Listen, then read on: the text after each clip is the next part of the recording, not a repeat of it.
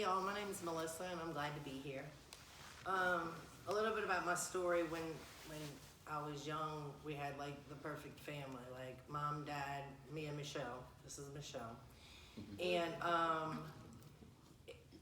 my dad was a police officer, my mom was a teacher. We went to private schools, we went on vacation every summer. I mean, it was just your typical normal family as far as, on my outlook of things. We had everything we needed, most things that we wanted. I mean, it was just, we had a really good upbringing and a really good life. And I partied in high school. I probably partied more in high school than some people did, more than my sister did. But it was okay. Like, mom and dad knew it. We had parties at the house. We had a swimming pool in the backyard. We all drank all the time. It wasn't drugs or anything, but, I partied. I probably smoked pot 5 times in my life between the time I started drinking, like high school and college, and then when I started using drugs. I met Roland, this is the father of my children, and when I was 19, and I got pregnant with Liam, who is not here. He's the oldest one. When I was 20, I had him at 21. I had this one at 23. The whole time I was in college, I graduated from college, and Roland and I got unhappy with each other. We really did. Like, life was not, we weren't happy in the house, we weren't happy in the home, and he started working for a place that had drugs in it, like a lot of drugs, and we just started kind of like partying. We weren't like using drugs every day, we weren't missing work. It started with a little bit of ecstasy, and we were older. I mean, he's 13 years older than I am, and I was probably 29, 30 when this started happening. We would play with ecstasy. We wouldn't touch it for 2 or 3 months. We'd get a little cocaine here or there, wouldn't touch it for 2 or 3 months. Nothing was taking control of our lives. Now, in this, we both knew it was wrong, and the next day, we both felt guilty about it. It wasn't like, oh, it's okay, we're just gonna party a little bit. Like, every time there was this feeling of, we shouldn't do that anymore. One time we went to go get some powdered coke, and they had crack cocaine, y'all, and I didn't know what that was. I didn't know how to use it, but we had already been drinking a little bit, and we're like, okay, we're gonna try this, just like everything else. And when I smoked that crack cocaine, it like completely took control. Like it was like this. I watched Intervention all night last night. They had a marathon, and I love Intervention. And the girl, one of the series, the girl was smoking crack, and she said when she smoked crack, it took everything away. Like, it just, you have problems, we had problems. There were family problems going on. And when I did that, nothing mattered. I had no problems, The cocaine didn't make me feel like that, like the powdered coke or the ecstasy. Nothing else made me feel like that. But when I smoked that, like the instant I smoked that, I knew that I was in trouble. Like, I knew that this is something that's just gonna take all my pain away. Like, the alcohol, nothing did that for me. So, he would go to work, and I'd go get it behind his back. I would go, like, to Walmart and swipe the card and take $100 off, so he thought I spent that at Walmart and I wasn't taking it out of the bank account. And it got pretty bad. It got to a point to where I remember we had both used one night. It was near Christmas time, and I was watching him sleep, and I couldn't sleep. I was mad. I was mad at him. I was just mad at life. I was mad at what we were doing. And he woke up, and I said, I think I need to go back to my mom and dad's house. And they only lived a few blocks away. And he wasn't happy neither, and he agreed, you know what I mean? That this is probably something we need to do and work on it, separately or whatever. And so now I have live-in babysitters, mom and dad, and it just spiraled out of control, right? Didn't come home for weeks at a time. Let the drug dealer use my car, and it never came back. It was living with the drug dealer, rolling with, when everybody kicked me out, I didn't have anywhere to go but where I was getting the drugs from, like those kind of situations. He would come pick me up like once a week, once every, couple of times a week, and make sure I had everything I need. I remember one time I didn't have my tennis shoes. I don't know where my tennis shoes went, and I couldn't find my tennis shoes. So he had to come get me to go buy a pair of tennis shoes, make sure I had food, that kind of stuff. And y'all, it was dark out there. Like, how did I get there? Like, how did, I graduated from college. I had a good life, you know what I mean?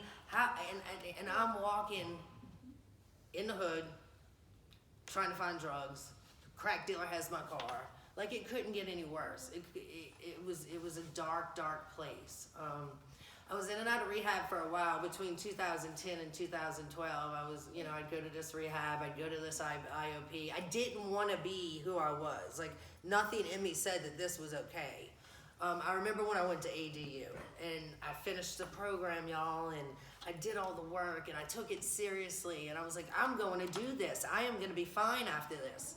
4 days later, I relapsed. I couldn't understand it. Like, it just blew my mind. Like, it blew my mind that I could, like, get through life and accomplish the things that I accomplished, but I couldn't, like, this little bitty rock had complete control over my entire life, over my family's life. Like, it was devastating. It was just, and I couldn't stop.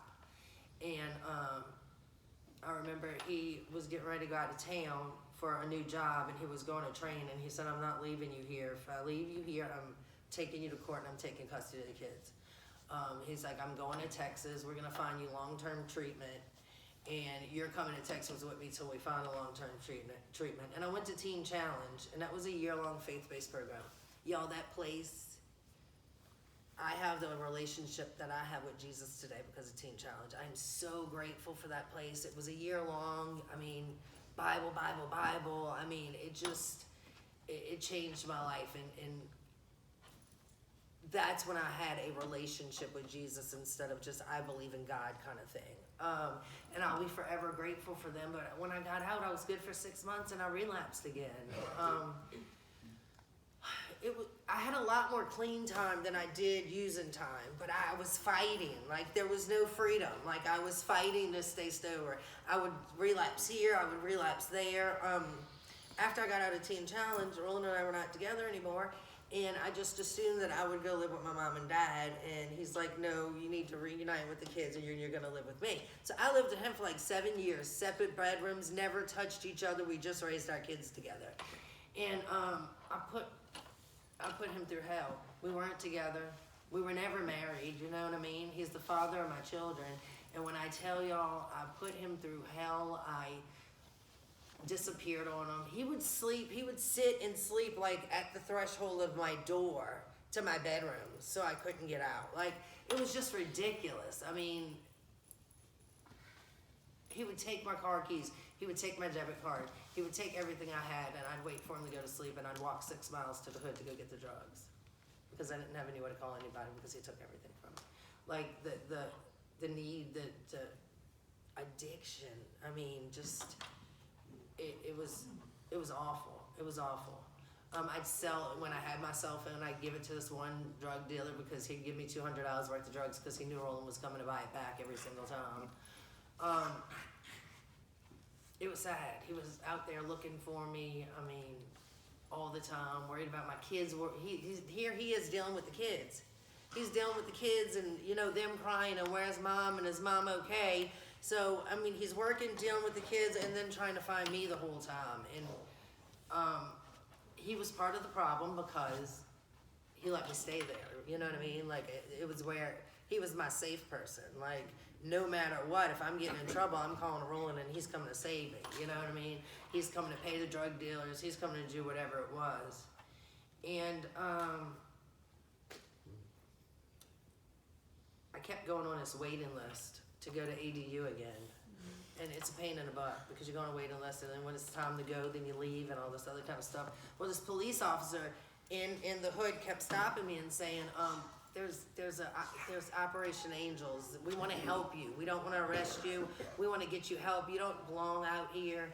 He must have looked up my Facebook or something because he started using Liam and Landon's name and where do the boys think you are? And it was really crazy. And he kept doing it over and over for, I would go out for 3 or 4 days and then I would go home. Then I'd go out for a day and then I'd go home. Then I'd go out for a week and then I'd go home. In between these weeks of staying home or whatever, and the same police officer every single time. So Roland got mad because I kept missing my day to go to my bed, and he said, and I was like, don't be mad. Look, I met this police officer out there. I'm sorry. there's this thing called Operation Angels, and I need to rest for a day, and then we're gonna go do that. And he starts looking it up and calling them and everything, and I wait for him to go to sleep, and I disappear for 7 days. I'd never disappeared for 7 days before. I called him on day 3 and told him to come get me, and he said, no, you found a way out there, found a way back. And I was like, okay, I'll call you in 3 more days, and that's what I did, and it was bad. And we went to the police station, and Tim Lentz was there, and I called him like my angel. That was the chief of police at the time. And he was so nice, and I remember just being angry.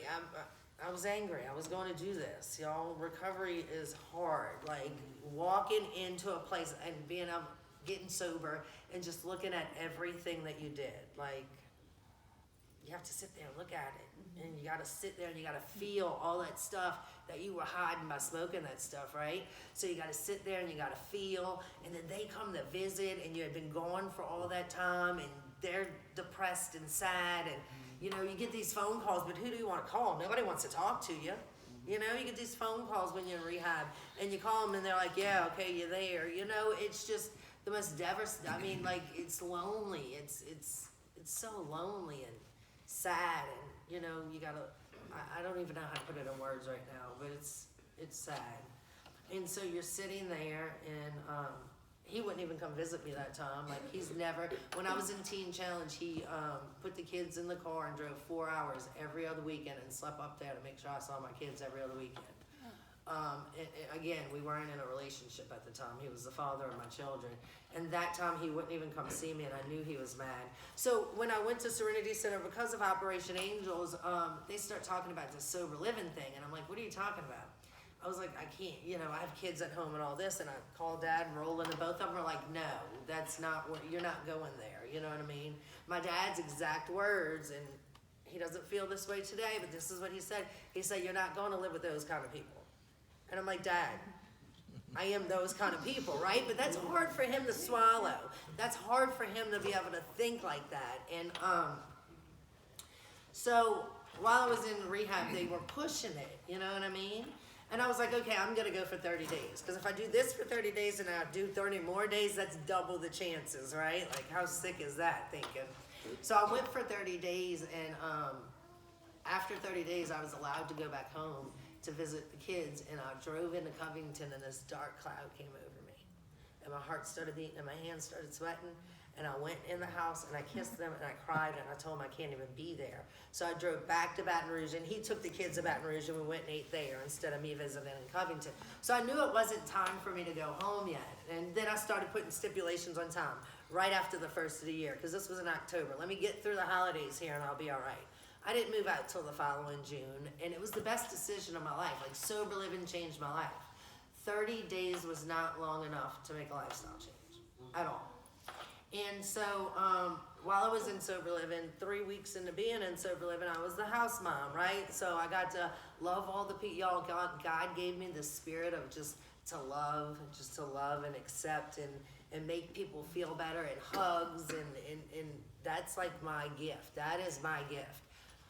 And so I got to do that with the girls in the houses, and then we moved into this big house where there was 22 girls, and I was a house mom over 22 girls. And all this time I'm talking to my dad, and I'm like, Dad, this is what I'm supposed to do with my life. How did I not know about this? Like, this is my calling, and this is what I'm supposed to do with my life. And he's like, we'll do it one day, you know what I mean? But I only had a year sober. So my oldest son was in his last year of high school. So it was the summertime, and he's going away to college, okay? He's going to Millsaps. He's going to live up there.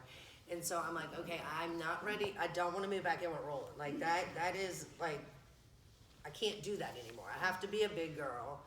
And so I started looking for sober livings in Covington, right?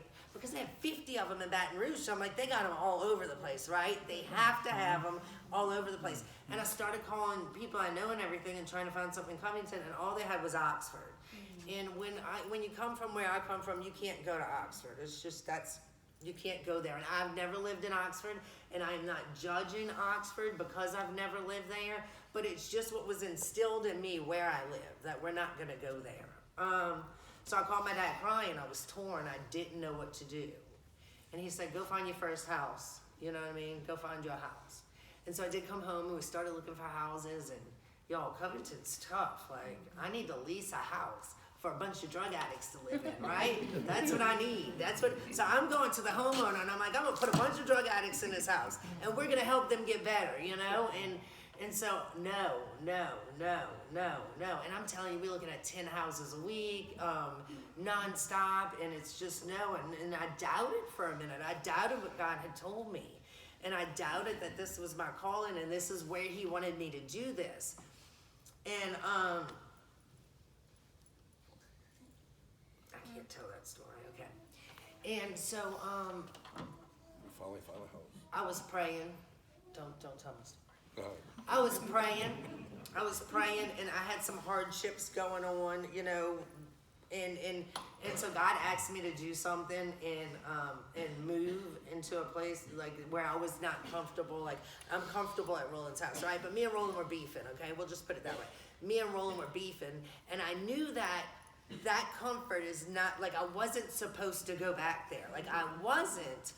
And so, because we were beefing, I called Michelle, and I don't want to live with my sister, okay? I love my sister to death, but I don't want to live there. And I have this dog, and they didn't like my dog, and this was in between trying to find houses. But, like, I was listening to a song. I was working, and I was listening to a song, and it's called Help Me, I think, by Plum. And God Help Me, and it's by Plum. And it says, tell me to move when I'm supposed to move, and tell me when I stay when I'm supposed to stay. Well, he has my kids. And I just went and lived a year in Baton Rouge, and I want to be with my kids. Mm-hmm. But this situation, God's telling me, you can't. Like, you can't. Are you going to listen to me? Because this is not it. And I went and moved in with my sister, y'all.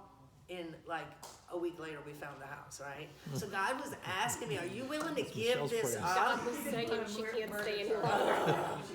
God, but I mean, it was true. Like, it was like this divine moment where, like, God was saying, do you trust me? Do you trust me? And once I moved, that happened. And I know that without a shadow of a doubt, that was him. And we got this house, y'all. And I didn't want it.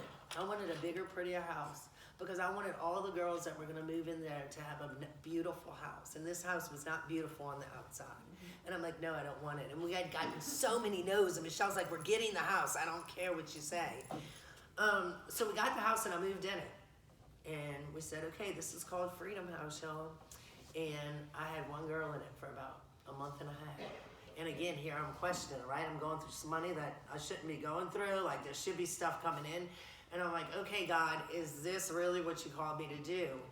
And it's amazing what we have today, y'all. It's just amazing. I kept getting more phone calls for boys than I did girls. And I had the girls' house like halfway full, but nobody was paying because nobody had jobs because it was the beginning. There was no like core group keeping the houses going. And the people that own this house too. And it was coming up for lease. And God said, go do the boys' house. You're getting a bunch of calls for boys, right? And we did the boys' house. And y'all, when we paid all the bills for that house and what we had to do to open this house, there was $34 left in the business account. And I'm like, oh my God, I got to go clean more houses, pick up more shifts, waiting tables. That's what I was doing in the meantime while we were getting all this together. And I was like, okay, I got to make it work, but I'm going to have to work a lot. And God we have 50 people right now, y'all. We have 5 houses. We have 3 female houses. 2 female houses and 3 male houses. I'm sorry. And we don't have one bed empty. We don't even have one bed empty right now. And it's all God. Like when we first opened the houses, y'all, we were at like AA. This is not. I remember I went to a teen challenge thing, and they made you stand up if you were doing something like what we're doing or whatever. People that had already graduated, and they called it a ministry, and it hurt my feelings. And I was like, it's not a ministry. You know what I mean? Like, I was sick at that time still. Like, I believed in God and I loved God, but it was like this AA thing, right? And I love AA. It saved my life. It got me my relationship with God. But like now we have Bible studies in our houses, and we go to FaithBased Ministries. And the whole morale of all 5 houses are completely different than they ever were. Like, people are so kind and they love each other, and they might get in a little tiff here or there, but there's genuine love. There's genuine love in each and every house. Like my house leaders, like I depend on them like you would not believe. I mean, they make decisions and call me when they're done, and sometimes I trust their decision making more than I do at the time because everything's so busy. And I'm just like, I mean, look what God did. Like, look what God did, because I couldn't have done it. Like, crackhead Melissa could not have made all this work out the way that it worked out. You know what I mean? My family, like, if I didn't have my family, my sister, she organizes everything. She knows where everything is. She can tell you your balances. She knows what day the bills are going to be getting paid. And I have no idea how to do any of that, guys. Today I got to wake up and I got to drive all the way to Monroe to go pick up a boy. I got to do that. Where is he? Austin. Stand up, Austin.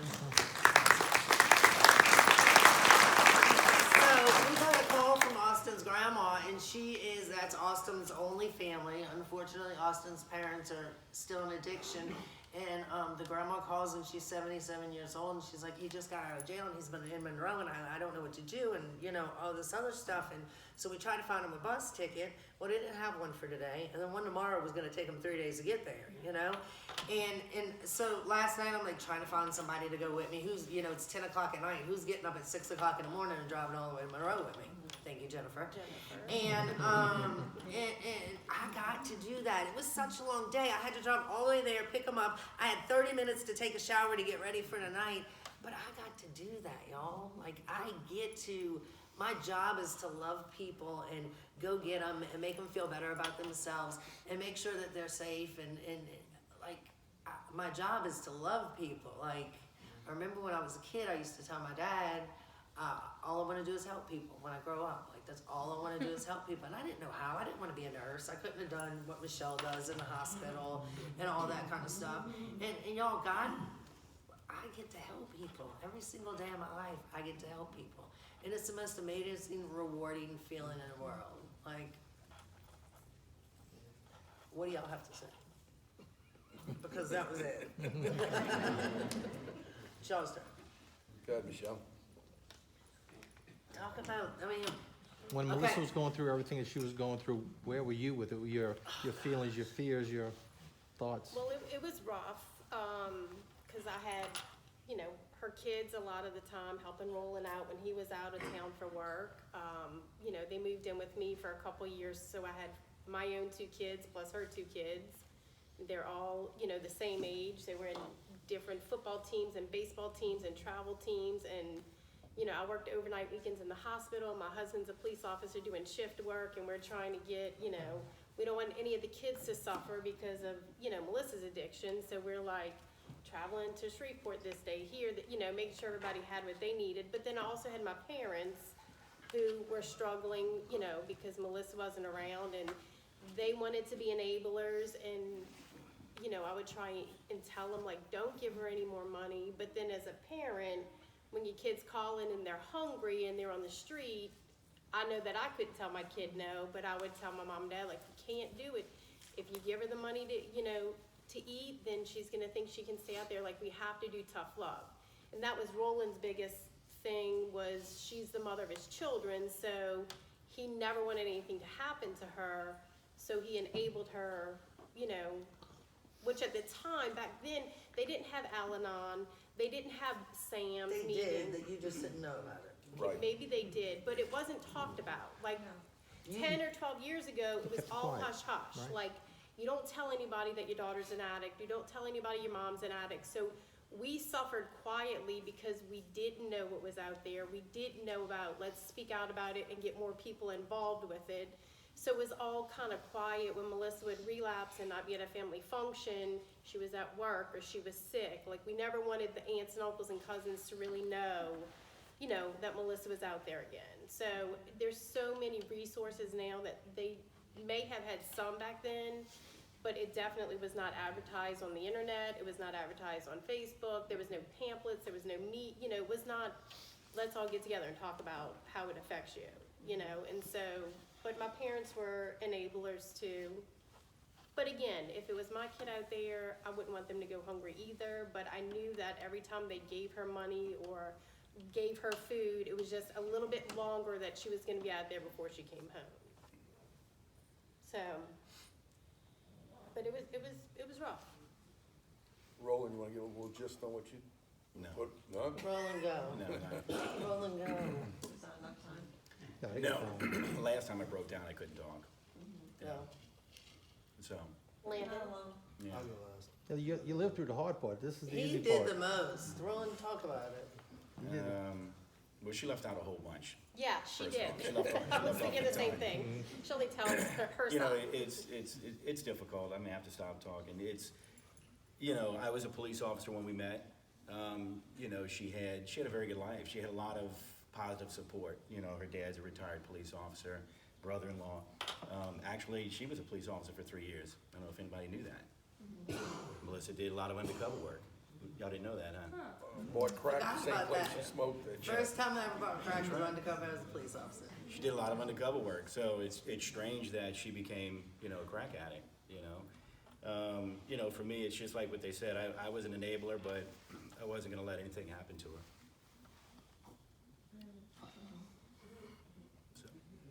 So, I just wanna let everybody know out there that if you're a parent, don't give up. I don't care how many times you bring them to rehab and they fail, just keep trying.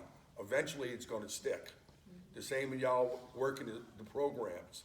Y'all think y'all can't do it, y'all relapse, but go hit this, you know, 28 days again. One day, God's gonna touch your life, and it's gonna stick. So your parents out there, don't give up on your children. Me and my wife gave Melissa a credit card when we told her to go open it up, and she had a year clean, and it was quite a bit of money. And I gave her a debit card, and when she left, I looked at me, Kathleen, I said, we gotta be some kind of nuts. I said the same thing. I was driving across the bridge and I said the exact same thing. I said, we gotta be some kind of nut, you know, but I figured doing that would keep us sober, and it has, and it gave our cause. And y'all gonna do well too. Just, you know, keep God in your life and keep chipping away, and eventually y'all have the same thing. How do you know when you're helping, and how do you know when you're enabling? We end up with the tough love, but you gotta go through that. There's no right or wrong answer. It'd be nice the first time, say, get out, don't come back till you're clean. But that's not possible because there's love involved. So, you know, there's no right answer about that. And But if you there's could, no fine, there's no fine line. you know, it's easy to say tough love, but until you put yourself there and it's your kid, you know, it's They're a whole not my different ball. kids, they're not my kids, but when it's like people in the houses or whatever, because like I love them like family. Like I'm looking out at these people's faces out here, and I would not be who I am without them. Like I would not be. They're just as part of my life as these people sitting up here. Actually, probably more. My kids get mad because I don't have time for them because we're all doing all kind of stuff with them.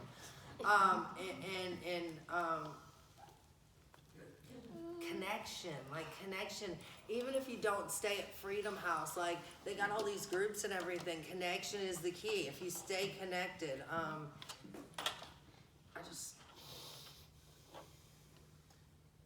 connection is the key, you know what I mean? And I don't know, I'm sorry. Go ahead. Yeah. What's the question? Where you been? How did you, She has a question back there. okay. There you go. It's for your son, I guess, because I know as a mother, I mean, thank God my children, I don't have this issue, but I have friends, family, grandchildren's mothers that do, and of course, we just constantly praying for all of y'all. So first of all, know that God wants you more than anything, and that's, even us who don't struggle with addiction struggle, because we have our own different addictions, but just please reach out to him. But, you know, listen to your children. You know, a lot of y'all are parents, and or you have parents, but if you only understand how much you truly are loved, you know, just listen to people that love you, because, you know, I mean, that's what I'd like to maybe hear from your son, because there's a lot of kids that are being affected by, you know, something that they shouldn't be. So, I mean, I'd like to maybe just hear what you've got to say and how it's affected How did it you. affect you? whenever it first started, I was about, I'd say 9 or 10, and at first they told me it was alcohol. It was my older brother who kind of went through everything. He's at school right now, so he couldn't be here. But at first they told me it was alcohol, and then she went to Teen Challenge, and that's whenever my older brother told me what it really was. And it didn't really affect me until she came home, and then she had her first relapse, and that was the first time I knew that she was out there doing crack instead of alcohol, so of course there's a bigger scare to it. So, it affected me, but it definitely affected my older brother more because he was the one that piggybacked all of it, and he tried to hide me from majority of it. But it definitely affected me. But now that she is sober, I would say I couldn't have asked for a better relationship with my mom now. I'm done. What was, He, some of the ways that it affect him, and I don't know if he remembers all this, but he had separation anxiety, so he wouldn't go play with his friends. Like Liam would go outside and play, and my older son was very social or whatever, right? He would not leave me. He would not want to go anywhere. If we were in the grocery store and I turned the corner before he did, he would freak out. You know what I mean? Like, so, and I'm so glad he doesn't really remember that. And God is so good that he doesn't remember those things. And now he has his friends and he does his little thing. And like, I am so, my kids, one of them just graduated from Millsaps in finance. He is going to Southeastern, his older one, to get his master's in addiction counseling so we can do more for people in our houses. He is in school at Southeastern getting his bachelor's in psychology so he can help more with the houses. They go pick up people from detox. They go pick up people from work. They go bring people to treatment. The boys are heavily involved in what we do every day. They see the hurt, they see the pain. Liam was working at the Grove, and he got a young man about his age into Freedom House, and he left a few days later, and he overdosed and died. You know what I mean? So my kids see firsthand and deal firsthand with what we're dealing with in this drug or addiction society, you know what I mean? There's people that live their lives and they're oblivious to what's going on in the world as far as drugs and alcohol and the way it takes over families and stuff. And I'm just glad that they're there to be able to talk to the families. I had a young one come in the other day, and Liam, you know, he was 22 years old, same age as Liam, so Liam went and picked him up for the day and spent the day with him and took him to get something to eat. So my kids are heavily involved in what we do at the houses, and I'm so grateful for how they turned out, and I'm grateful to my family because they did shun them from a lot of it. They didn't, you know, I was at work a lot of times, or, you know, this kind of thing, and I could never say how grateful I am to my family for the way my kids came out in my absence. Amen. what was the, from your different perspectives, I know there had to be fears when she was out using. I thought it had to bury her, I really did. That's how bad it was. And we stayed up her mother, many nights looking at the ceiling, wondering where she was at. Is she dead? Is she alive? Prayed that she go to jail. You know, I hate to even say that. She turned her phone off, and so you could not find her. You couldn't give her a phone, you know, to a drug dealer. And I couldn't get it out there. If I went out there, I would have hurt somebody. So I couldn't do what Roland did. Roland would go out there. Roland 'cause would he go out always there, knew but if where I she know I was. went out there, I'd have problems. And give a call away. You know, her grandmother gave her a call when she passed away. We gave it to Melissa, and it was a beautiful call. It didn't have no mileage on it, and the drug dealers just tore it to pieces. And it used to break my heart. We'd get it, and it would be full of chicken bones and just rat it out like crazy. And it was terrible, you know. I mean, you got this, and the car used to be spotless, you know. And she gave Melissa was one of her favorites, and she said, "Make sure Melissa gets my car." I said, "Okay." And then, you know, a year later, the car was garbage, you know. I mean, but it was just heartbreaking. I mean, you know. But you sit in your bed at night, and I know a lot of y'all went through it, and you're saying, you know, I even, you know, made comments, not to my wife, but I said, we're gonna have to bury her. You know, I had that much in my, you know. And, but thank God, God did what he did, you know, I mean. Waiting for that phone call. waiting for that phone call, you know, I kept, you know. And when she was out there was nothing you could say to her to get her to come home. Oh, Michelle would When I had scream and Liam and yell. Landon with me, you know, Landon did have this separation anxiety, and, you know, I was raising 4 kids, and, you know, he would cry all night long, like he just wanted to talk to his mom. And I couldn't do anything, like it was one of those times, he's not my child, but one of those times that your kid's hurting and there's nothing you can do for him. And I would text her like, please just call and talk to Landon, like he's been crying for 2 days, mom hasn't slept in a week, mom's sick. Like it did not matter what I texted her, mean, hateful, nice, ugly, it did not matter. I could text her for 3-4 days straight and she would not answer the phone, not respond to a text message, like until it would get to the point where I would send her so many messages and she'd just turn her phone off. So then it was like, now we just have to sit and wait, like my dad said, you know. And I would be the one, because my dad never wanted to say anything to my mom because she was always worried, so he would call me and be like, you know, I had to be that person for him too. Like, you know, try and be the responsible person for my dad because he never wanted to talk to my mom about what really could be going on and what we should do, you know. So it was tough. It was tough all the way around. We thank y'all for your attention tonight, and if you have any questions afterwards, If anybody's got any questions, now's the time to Yeah. ask. Yeah. okay. I got a couple more questions. Yes, ma'am. I guess from not really, I mean, I don't have a clue what addiction is. I mean, I have a clue, but I don't know, so my heart breaks for y'all. But can you just explain to someone who doesn't know what that feels like? When I guess I got 2 questions. It's like when somebody's asking you, like, you know, your child is crying for you, how do you not have that feeling? Is that just what drugs do to you? That's- or it alcohol, like, voids- no feeling? It voids any feeling that you have. Like none, like you don't. I mean, you're somewhere deep down inside, you're like, God, I know I'm killing my kids. But you take another hit and it's like, it'll be all right. You know what I mean? I'll go home in a couple days. Michelle's got him. Yeah. Yeah. They're fine. In my eyes, there's nothing wrong with them. They're taken care of. It's not like I'm really hurting them. You make all these excuses in your head and justifications about, you know what I mean? They're going to school. Their dad has them. I had them all the time once upon a time. He can have them for a little while, kind of thing, you know? An excuse Yeah. to let you continue doing what you're doing. Yeah. I just want to understand that. It because is. I love that. It is. And I mean, y'all, I wish I could explain the hold of the addiction to somebody that's not an addict.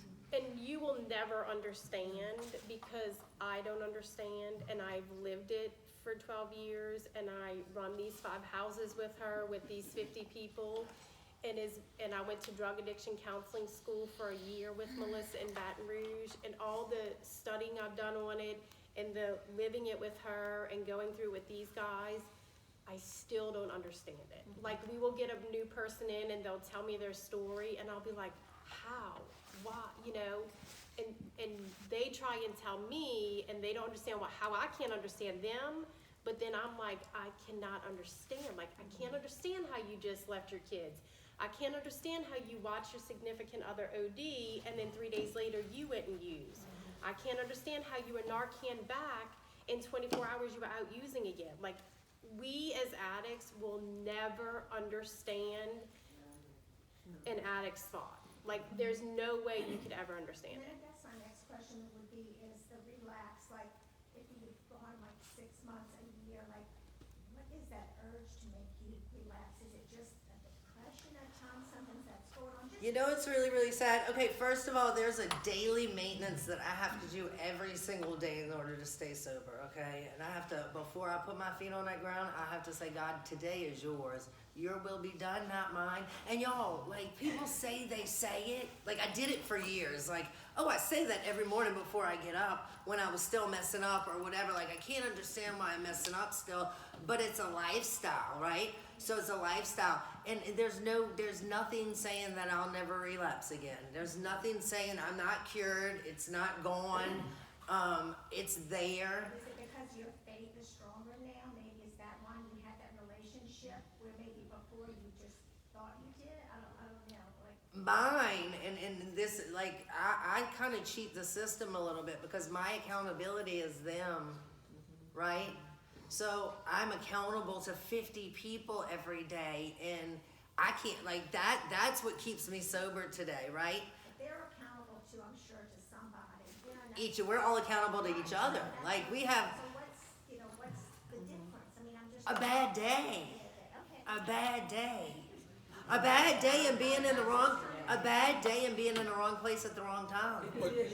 But no, It could be. Melissa was just the opposite, you know. Listen to him. When she, her 10-year anniversary, went out and got her hair done, went and bought a new dress, No, went and it's- bought new earrings. And I was excited. What is it, 10 year? Yeah, it was my 10-year school High high school. school reunion. High school reunion. So I said, you know, I was so excited. she's so excited, and guess what? She gone. Didn't go to the dance. Took off for a week, and I couldn't understand. Thanksgiving, she cooks some meals. Going to have 10, 20 people over for Thanksgiving. Day before Thanksgiving, guess where Melissa goes? All these people plan to go to Thanksgiving to Melissa. No place got a place to go. But when she got overexcited, you know, that was just the system that we ran Stress. into. That when she got overexcited, she went, you know. Stress, yes. I You know. think that was another, I do find the stress with her. I feel like I, over the years, tried to take all the stress from her, like whether it be the kids or money or whatever it was, to try and don't stress Melissa out too much, you know, especially early in her, now, I mean, every day, we wake up stressed, we go to bed stressed, everything's stressed. But early in her recovery, when she would first They get out. tiptoed a lot. Like when I Yeah, would you had first to, get like- out, everybody tiptoed. had to watch It was what like, you what do said. you want and what do you know? What And do you look, need? y'all, How there fix is it? there is a part in the AA Big Book that says it's to the families. And if you are a family member of an addict or an alcoholic, I beg you to go read this part. It tells about how to deal with us and how our reactions might be a little off, and how so when we get sober, and we're using for a really, really long time, right? And when we get sober, we're like babies, right? We're learning to walk again. We're learning to talk again.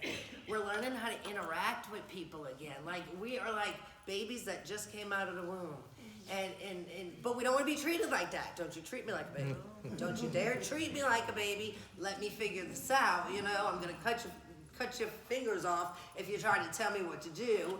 But it's very scary, y'all. Like, becoming sober again is a very scary feeling. I go pick up these people. When I picked up Harlow Austin, I'm sorry, Austin, I'm picking on you tonight, but he was scared to death. He's getting in the car with two strange women and driving 4 hours away, and he don't even know where Covington is.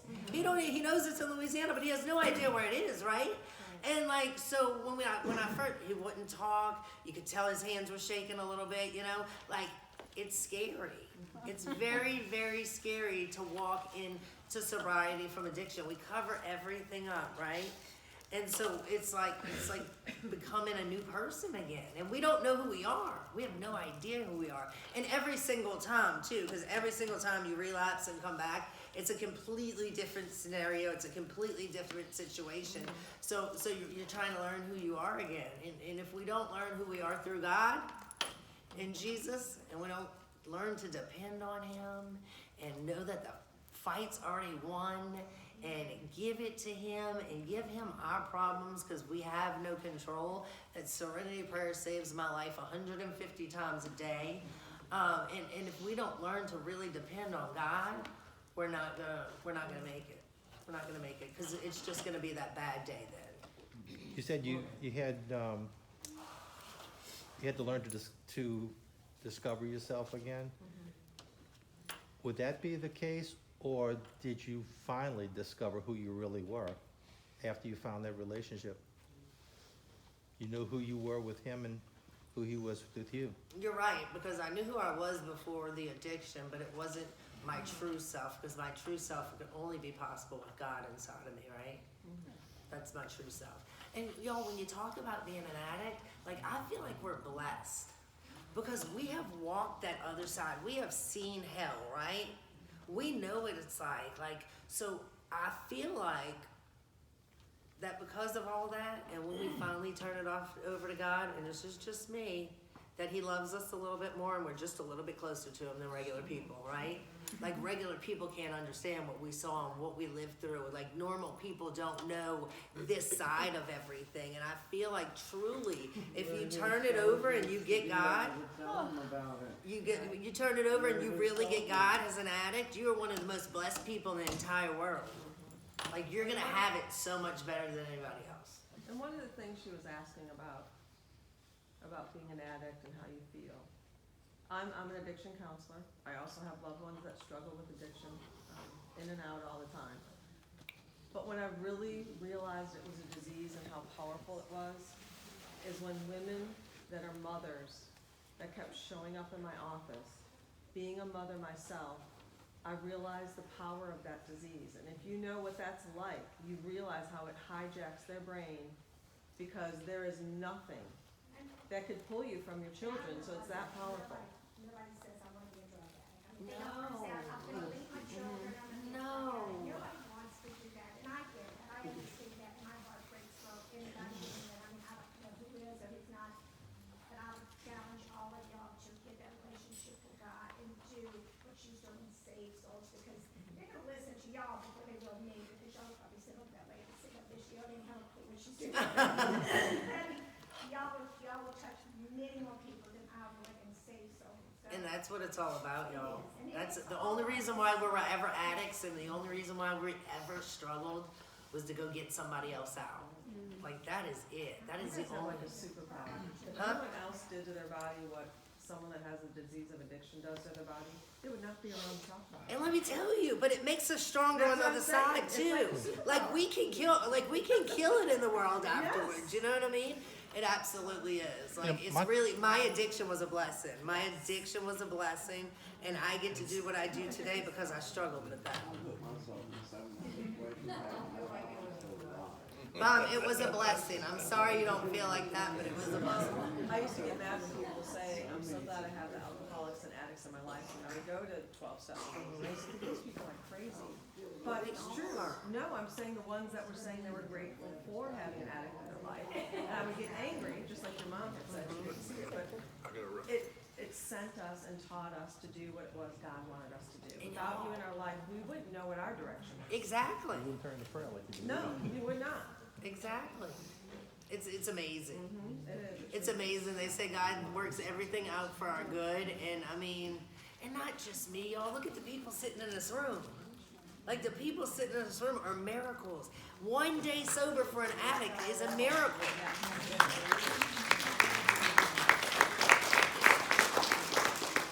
In your own opinion, how many people here think that they shouldn't even be alive today? Okay, look around. Why are you here? Why are you alive? If God didn't have a plan and a God has purpose, a plan for your life. Okay, we've got to if you have a pulse, you have a purpose. There's no reason for you to be here without a purpose. So her purpose, we're hearing about her purpose tonight, and each of you all have a story like that.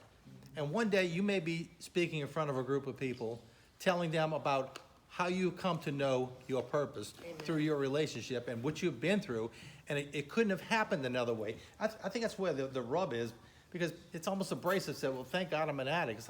Because I wouldn't be in my relationship with God. I wouldn't have the prayer life I have if not for that. Maybe you would have, but it is what it is, and you accept that.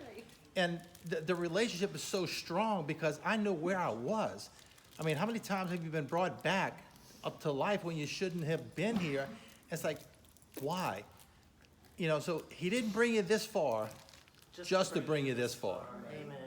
So, it's, you know, and I'm just, I'm just amazed at, Melissa and her family, because, give you an example, yesterday, the young lady that I met at ADU probably 6 or 7 years ago, she's been in jail for the last few months. I'm talking to her through jail ATM.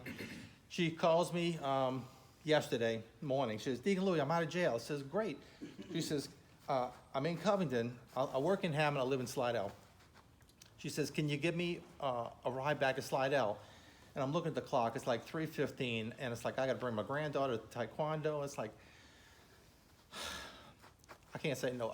I have a hard time saying no. It's like, okay. I said, where are you? Outside the jail now. So you got a phone? I'm borrowing somebody's phone, so I can't call back and change plans. I said, okay. So I'm headed back. As I said, first I tell her, what's your plan? Going to Slidell is not a plan, that's a place. What's your plan? And I talked about it the whole time she was in jail. You need to have a plan, an exit plan. What you plan on doing? And I'm trying to push sober living. So on the way to pick her up at Covington Jail, I called Melissa. And I said, do you have a bed available? She says, no. I said, do you have any other resources? And she said, well, is she interested in going? I said, I don't even know if she's interested in help, but I want to have something to at least dangle in front of her to give her another option other than just picking up where she left off in Slidell.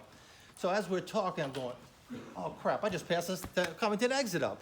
I'm on I-12 with all the construction going on. And it's like, she said, what's the matter? I was like, I just passed the exit up. I said, now I know I'm not gonna be able to bring my granddaughter. I said, would you do me a favor? I said, I hate to put you on the spot. Would you go pick her up? Yeah. So she went to Covington Jail, stopped what she was doing. She picked her up and brought her to Slidell. So I called her this morning to find out how things went. And here she's like on the road. So, so I'm headed to Monroe. It's like, are you kidding me? Are you coming tonight? She said, yeah. I said, you're going to Monroe and you're coming back? Yeah. So it's like this, this is just a day in the life. And what she's telling you about the love, the care, I see it. I've seen it for years. And, and I'm in it to support in any kind of way I can. So if there's donations that I can get and close or whatever, I'll make an appeal and it just comes. God provides. Yes. God provides. Every single Oh. time. I have a question. Yes, ma'am. What is the process to get into your house? A phone call. Okay. Give me a call, as long as you can pass a drug test. So they have to be able to need a clean drug screen. If Yeah. they have marijuana in their system, I'll let them come. Okay. Because it takes so long. But you gotta be able to pass a drug test. There's certain medications I will not take. Which are? Suboxone. Okay. You can have the shot. Supplication. They can have the Sublocade, but they can't have strips. And I don't allow, Gabapentin. gabapentin, that kind of stuff in there, because they share them and steal them and But everything they're else. starting to wait, new laws with that one. Yes. Okay. So I don't allow Suboxone or methadone or anything like that. You can have the shots, either Vivitrol or Sublocade. Okay. And, I don't allow the gabapentin. Everybody gets a chance to recover in my house. And what happens if I relapse? You have two choices. I can get you in a treatment, or you can pack your stuff and go. Okay, treatment or go? Okay. Yes. And I have And after treatments that, After treatment? you can come back. Okay. After 30 days, you can come back if you go to treatment. She'll bring him to treatment, I'll and bring she'll him wait to treatment 28 and I'll go days and pick bring him him up. back to the house. I'll do that too. Yeah, that's what I'll do. Okay. What is, when someone commits to come to the house, what is it they're agreeing to? Is it a certain length of stay? Is it? There's not, they're agreeing to come, IOP, work? they have to work, and I recommend the IOP to everybody. Okay. My plan, y'all, is very, very soon to open an IOP. So then they'll go straight from here to Okay. there. At that point, it'll be mandated. I can't make it mandated right now because there's too many of them and they're full, and I just can't do it with the other IOPs. I do recommend it. Okay. Covington Behavioral and Beacon will transport to and from our houses, right? So I do recommend it to everybody. Garrett just graduated IOP the other day. There's some of them that come in that are totally committed and they want to go do it. I can't force it right now because of them being full and not being able to take everybody. Right. So I do recommend IOP. They're saying that they're gonna go to 5 meetings a week for their first 30 days, okay? They can't, leave the house without an approved family member or one of the girls or guys in the houses for the first 30 days except to go to work. They are going to, after that 30 days, their meetings go down to 4 meetings a week, and they're allowed to come and go as they please, as long as they're current on rent, they're making all their meetings, and they're meeting with a sponsor. Every Wednesday, we meet at house meetings, which we didn't have tonight. We go over those meeting sheets, make sure everybody's doing what they're supposed to do. They collect rent, and, That's the deal. yes. And what about the other things, like you say, you bring him to outside meetings as well? What? You bring him to outside Oh, meetings as yes, well? we go to, y'all, Rise Every Up. night of the week. Rise Up on Friday night in LaRonja, it's faith-based, and it's amazing. Revive on Thursday night is faith-based. We have an in-house, Bible study. Is Dean here? Dean's here. Every Monday night, Dean does Bible study, and it counts as one of your meetings, and we all go together. There's AA at Back Porch, there's, at the Serenity by the Lake. Brian does Bible study on Wednesdays. Brian does Bible study on Wednesdays at Church of the King, and they all get together and go. I don't choose a recovery. There's some people that come in and say, I'm not doing the whole God thing, and they strictly do AA. And I just pray that they see the light that goes on in the people gonna that want do what you do the got, Bible right? thing. And it usually happens, and they'll kind of start coming to do things, right? And there's people that say, I don't like AA, and I want to do strictly faith-based. But 90% of the people do a little bit of both, because they're both great tools. What's IOP? Intensive outpatient. Thank you. It's a class that you go to. Once you get out of treatment, you go 3 days a week, and 3 hours. yeah. Melissa, I just wanted to say a couple things. First of all, your family all suffered with you for so long, and then as a family, you're all healing and giving back and from this beautiful ministry, and it's just remarkable. I mean, I just want to say that to all of you. about Thank you. your family. But as you were speaking, it made me think of St. Paul, his letter to the Corinthians, and I was thinking about the love that you show is remarkable. You know, the scripture says, if you move mountains and you speak in angelic tongues, it doesn't matter. If you don't have You love. don't have love, and you are doing great things with great love. So it's just praise God for that. It's Thank all you. remarkable. So thank you. Thank you. And that's God, y'all. That's not like, He gave me this ability to, like, as soon as they walk in the door, like, immediate love. Like, what are we gonna do? Let's do this together. I'm on your side. Like, Well, I think you came from a very loving family too. I did. Despite severe I did. illness and this addiction, Family I never there's had. a lot of love. Yes. Yes, there was. I'd like to add something too. Melissa may not even know it, but I'm an LPC and I work with dual diagnoses and I run the opioid mobile response team that we work out of all the Florida parishes. And I've been around for a while, and I saw Freedom House when it first started, you know, because I knew some people that started to go there in the beginning, and I've watched it grow from the little bitty to the next house, and then now all the 5 houses. I'm like, what is going on here, you know? But it's amazing to watch, because being in the field, and I'm a grateful recovering addict myself, being in the field and having that resource and having a place where people can go to stay and be loved, it is irreplaceable. There's no, like, I don't know how to say that. You know, like I had, probably a month ago now, I had a woman walk in my front office just in pieces and anxiety and that's not normal. I deal with crisis calls all day long, on the phone usually, you know, and somebody walked into my office and I could hear them from the back. My office is in the back, I could hear them in the front. So I went up there and we went in the office and talked, and I got to know her a little bit, and I said, you know what? You know, she was homeless, needed a place to stay, didn't have anything, and was a nervous wreck, just in pieces. And she reminded me of me, like the desperation she had, she reminded me of me. And it just hit me, you know, I'm gonna call Melissa. I call Melissa, Melissa answers the phone. I really don't have any beds, but I'll take her, okay? So, she's still here, and has a job, and is doing amazing, and I'm not gonna point her out, but I'm so, like, just blessed to be able to witness that. I love you. Like, for me, that's Oh, she even straightened her hair today. And that's so encouraging. And she will, and if we don't have bed, I mean, right now we have all beds full and some couches full, because Melissa will not say no. They And go on my I- couch at my house if they have And I to. was gonna say that, and then when all the beds and all the couches are full, Melissa will take them to her house. Like, she has an extra room in her house, she'll take them in her bed, she'll put them on her couch, like, she'll stack them on the floor if we let her. Like, at one point, I have to say, like, we don't have any more couches. Y'all, it hurts my heart It because they're not does. gonna It- get what they get with me. They're not. I've lived in sober living, and I lived in a really good sober living house, but it wasn't Freedom House, okay? And I'm not tooting my own horn. It's all a God thing. But when they call and they're like, I have nowhere to go and I'm on the streets and I just got out of jail or treatment. So I'm sober right now, but I'm scared to death. And you only have And I that want little help. bit of time to save them before. And what am I gonna say? No, call me next week. I might have a bed for you. We're gonna lose them. Yeah. I'm not doing it.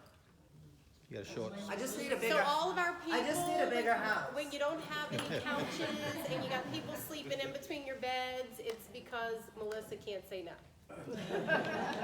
And if it was you, I wouldn't say no, though. You were just lucky that you got a bed, girls or guys, that they're there. When you have to share a couch or whatever, know that if it was you, Soon that she's gonna put 2 in a bed, so. She's going for bunk bed. Yes, no bunk bed. I know. She had a question. I do. My son's been in and out of programs and treatments and jail and hospitals, and I've never heard of Freedom House, never, and he lives in Covington. And he recently relapsed, 10 days in Oxnard. He actually went through an exorcism with our priest, and I believe that right now he thinks marijuana's okay, that that's okay to do that. And I see him slowly going back. Nobody, not any treatment center, not any program, not any hospital, not any jail has ever mentioned Freedom House. And he could have used Freedom House after Oxnard, which was just a month and a half ago. Well, if he wants to quit smoking, I'll put him on a couch. Quit smoking weed, I'll put him on a couch. if he wants help, if he wants help. So Absolutely. that's the thing, though, I think, when there was no marijuana and there was no, gabapentin, that was the time to do it. Well, if he's going backwards, that'll probably happen again. Just make sure you get a card before you leave. Or even while he's smoking the marijuana and taking the gabapentin, have him call me so I can invite him to things that we do. Like, Yeah. he can come, like, there's people that don't live in the houses. Kayla does not live in the house, and she calls me. She has 3 young kids. She lives with her family, and she calls me, and I say, hey, let's meet up on Friday night, and she stays as involved as she can. You don't have to live at Freedom House to reap the benefits of what we do every day. Like, you don't. My sponsor reaps them all the time with me, and just spends time in the houses with me. Like, it's not like this is a closed meeting thing. Because no meetings, no programs, he did do IOP. And then I took him to Covington Behavioral and they didn't have a bed. And that was a God thing, because then I took him to River Oaks, because they now take Medicaid. His blood pressure and heart rate were too high, so they took him straight to Oxnard. And 10 days, it was a beautiful thing. But that's a pattern, and then there's no more meetings, there's no more social. Well, I'm gonna give you a card before we She leave. just got one. Okay, if you could have him call me, and I'll make sure I invite him to something. And they really do, like, I don't know what it is, but I guess I invite people really well to things or something, because I can usually get somebody to say yes. And he would be a good one to talk with people. Yeah. He wanted to do that, he wanted to go back to, what is it in Bogalusa? Would like, Yes, he wanted to go back there and talk with other people. yeah, and he can come to the houses and talk with people. Like, we have so many people.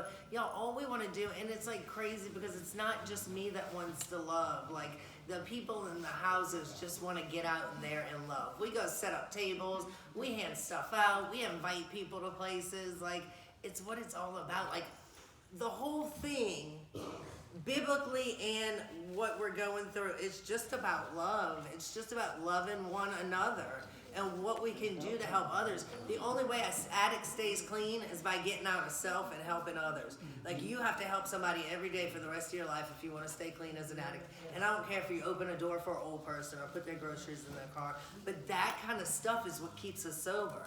And when we go out with these people and, you go with Garrett and he's like helping every little thing he can, like, it's just, that's God. God working in everybody's lives. And I believe that.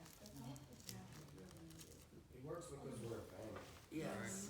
We're all accountable to each other. Like, we all have jobs because we make each other get jobs. We all eat dinner every day because we cook dinner for each other every day. We all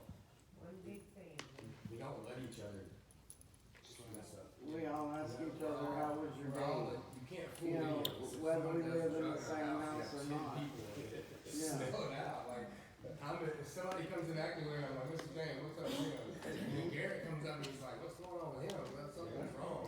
And it's like, everybody talk, and we're sitting on the couch and we're like, what's going on? You know, it's like instant. You know, but it's all about, you know, Love, yeah, obviously you- we have families and love. Now we have a family. You call them out because you're out of love, yeah. We know how bad it can get. We don't even have to live in the same house. Once you've seen how dirty and how bad it can get, You know, we'll fight as hard as we can and never see that. A lot of us is our my life family change. don't stay in one We've lost house. what? 4 people that have OD'd leaving our house in the last 6 months. Maybe 10 in all of Freedom House. I mean, it's life or death out there for every single one of us, and we know it. Yes. Especially these days. Oh, yes. Hi, what is it with the gap bitten that you're not accepting for? They overtake it and share it and steal it. Is it addictive? Is that? Yes. Yeah. I'm on 600 milligrams of, well, no, I was on 100 milligrams, then I hurt my arm, and I went to my, orthopedic. She put me on 2 twice a day, so 600 milligrams, and I went crazy. Really? I just went, I'm now crying, I didn't know what to do with myself. I felt Yeah, like it's I was just, crying. it affects some Everybody people, it different. affects everybody different, but I know that it gives a feeling. So if it's in the house, people are gonna try to get it, or if it's your best buddy that you're sleeping next to, they're gonna give you some, and it's just, that's just addiction. Like, why would I allow that in the I house? can get off it altogether, then if it's that, that's what's gonna cause me, there's no point in taking it. It's just a nerve block. A regular person who doesn't have a disease Once I tried to get can it, have it. anxiety. Really? Depends. And my mother takes gabapentin. She has neurological problems. My Yeah. mother is not an addict because she takes it like the doctor prescribed. When we get it, okay, because I have addictive personality, because I like smoking crack, what it does is alters my mind. But gabapentin, you have to take a bunch of it in order to have it. So if you go and take a whole bottle of gabapentin, then you have a problem. Right. Not just 1 or 2 like a doctor prescribes. It's a disease we have. Right. With a mental obsession. What I happens on is 2,800 milligrams, and I'd be loopy for a good little bit. it depends on everybody On else. 2,800 Starts off milligrams. in the mind. Okay, and then we think we're not good enough, or we think that, we don't deserve this, or it could be a good day, a bad day. It really just doesn't matter. It starts here, and then once we take it, we don't know when to stop. And it doesn't matter who we're around, what we do, unless we're together as a family, we have that love, and sometimes our family is not enough. We have to have people who've been down that road and understand us in order to survive, in order to be a family. And that's, why it works. and that's what it is. 7 years, and this is the first time I go to the hospital emergency room, they put me in the ward, they give me, Norco, and it's like, I don't read my chart, I got marks everywhere, I'm an addict, what are you doing? And, they just each time I go to different doctors, different stuff. Because it's a opioid crisis.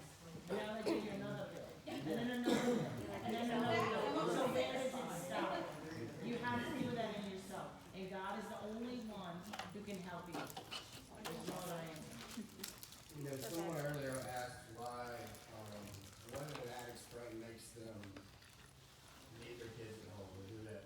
A normal person's brain tells them reasons why they shouldn't do something. An addict's brain tells them reasons why they can't. What reasons that you can get away with, what reasons that you should do it. The consequences are, we don't think about that until it's over and done with and our lives are. The brain is telling The brain us all the manipulates kids us are and better tells off us- without tells you us- being there. The only thing that our brain tells us is how to feel good. Nothing else matters. It'll talk you into thinking, like, it'll tell you how your kids are okay versus tell you how your kids are suffering. It tells you how good you're gonna feel versus how that you're gonna die, you're gonna lose your job, you're gonna lose your kids. It tells you how, the reasons why you shouldn't lose your kids, why you shouldn't, how you can do it and not do it. It's opposite, completely opposite. Well, now, I am not an addict. I'm not in recovery. I got into this because it was a God thing. God brought me into this ministry. That's another story for another time. But what I've come to realize, and it's through education, it's information, and I think the best way for me to understand it is that there was an addictionologist that was putting on a seminar one time, and he was showing you the brain, okay? And he said you have the inner core part of your brain, which is he call it the lizard part. It says survive, it's fight or flight, okay? It just does what it has to do to live. Okay, it's eat, sleep, reproduce, and repeat. And it just keeps, that's all it does. That's just like a lizard does. Around that inner part of the brain, there's a chemical bridge. And a chemical bridge connected to the outer part of the brain, which is the cognitive part. It's the part that has morals, it's the part that has conscience, it's the part that has feelings, and those connections are made millions of times a second. If I'm sitting here and I'm talking to somebody and I see a $20 bill on the floor, my lizard brain says, man, I could use a 20. But then it makes immediate connection. That might be her 20. Is this your 20? So it's constantly making connections. He said when a substance is brought in to an unsafe level, and it's different for everybody, and it crosses that threshold, basically the bridge is burned out. There's no bridge. You don't think about consequences. You don't think about morals. You don't think about your kids. You don't think, your brain is manipulating. You know, a lot of parents are upset because they're manipulated by their children or their spouses. You manipulate, you lie and all. The brain is manipulating the addict into believing what they believe. They got to get what they got to get at any cost. They're being manipulated, so quite frankly, they just repeat. They do the same thing. And it's after they're clean and sober, it's like, why did I do that? There's no thought about it at the time. I'm only being told this by ministering all these last 16 years or whatever, and hearing the different people talk about it. The bridge is burned out. There's no, we who have functional brains, when you're back in recovery and your brain's working, the connections are being made again. It's working again. But when that bridge is burned out, it's like, I got to get what I got to get, and it doesn't matter. I'm not worried about going to jail. I'm not worried about dying. I'm not worried about kids. You know, I just need to get this, and everything will be okay. One other thing that I always had a problem with when I first started this is everybody said, you know, I'm an addict, I'm an alcoholic. I'm going, every time that I hear it, I would cringe, because why are they judging themselves like that? Now, I understand now, you know, what the big book and all says, but why can't we, and there's no reason you can't, why can't you say, hi, my name is Louis, and I am a beloved child of God? How about if we identify ourselves as that first? I'm a beloved child of God who has the disease of addiction. This is who I am first, right? I mean, I was a child of God before I had an addiction. I'm a beloved child of God who is struggling with an addiction. So start thinking of yourself like that, as opposed to, I'm an addict, and I'll always be an addict. I'm an alcoholic, and I'll always be an alcoholic. And maybe that part is true, but understand who you really are, who you belong to, okay? Who you belong to. Do we have any other questions? Any comments, anything they'd like to tell? Oh, I'm sorry. Why do you not like Suboxone? Because it can be shared. The same thing with the, so if I have somebody sleeping in a bed next to you that was an opiate addict and they decide they don't want Suboxone, and you got somebody right here that's taking Suboxone, that's gonna be a trigger for this person. Now, there is a shot called the Sublocade shot, right? Am I saying that right? And they can get the shot and it releases the same thing that the Suboxone does, yet it can't be shared. It's a one-time thing, once a month thing. And it's as effective? So, yes, so when I have to make decisions as a whole for a house and not an individual, you know, and so I cannot let Suboxone in the house. I believe in MAT programs. I believe in the Vivitrol shot. I believe in the Sublocade shot. I believe that some people need that extra little help, but in no way, shape, or form can you come in and be able to share something like that in the house or have strips in the house. Those 2 shots are I recommend the Vivitrol shot. I take Vivitrol shot and it takes away all the desire. Once a month? Once a month. You can't do anything on it. Right. You no drugs. I mean, you can do them, but you won't feel. Oh, I have a crack. Well, Suboxone is easy to misuse, because you You can get high on administer the more Suboxone. or not, so it's another form of using also. Yes. What time? 9 o'clock. The Vivitrol is free, tell me that. It's free. Vivitrol, yes, yes, Vivitrol is free, yeah. I go to the Mandeville Health Clinic and get my shot. If we don't have anything else, I want to thank all the people that have come here tonight to participate. I want to thank our family. I'm going to call them our family, right? Yes. I want to thank our family for being here tonight, exposing themselves, sharing themselves at a very deep level.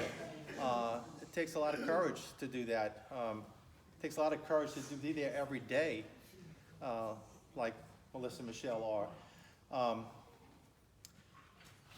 You all, whether you know me or not, or whether I know you or not, you all are always in my prayer. Every time I go to Mass, and it's for your special intentions, when I bow my head, it's you all.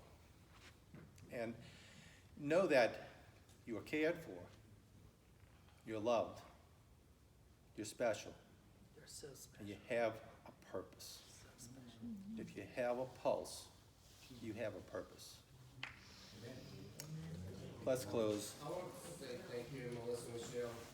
I don't know where any of us would be without y'all. Amen. Keep doing what you're doing, please. I want to say thank you to people like you guys who step up when you get into the houses, and like it wouldn't be what it is without y'all.